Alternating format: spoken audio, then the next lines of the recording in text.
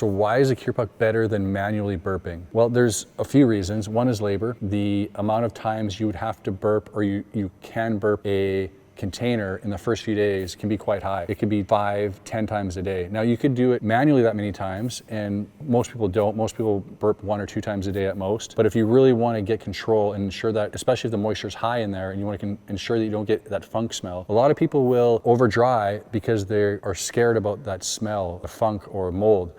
But if you have something that's automatic, it really reduces that risk dramatically, because as soon as that moisture gets too high, it pushes it out. And so it's a big reason why people over dry. Also, if you have to burp multiple times a day and you're not available in the evenings or the weekends, you may miss burps and you won't get it done properly. The other advantage of curing or burping with automation like a cure puck is you can see the data from it. You can see what had to happen on the last cure, what worked well, what didn't work well. Quite often people are burping for no reason. The flower doesn't need to be burped, or they're burping not enough. And when and for how long is really important. Some people will burp for too long. They'll open the bins for far too long. It doesn't need to be open that long. It just needs the air to be exchanged out. Sometimes they'll open it too quickly. They'll pop the lid a little bit. Not enough air gets in.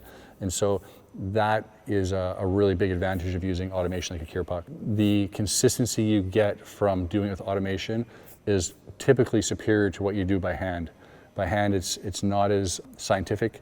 You can't see the water in the flower as easily. You can put a hygrometer within the chamber, but quite often the hygrometers that are available in the market are plus or minus 3% accuracy, so that's a 6% range. And when you're trying to land on the moon perfectly, you want it to be within plus or minus 1%. And if you had flower that was 62% versus 55%, that's a fairly big difference in water activity and moisture in that flower.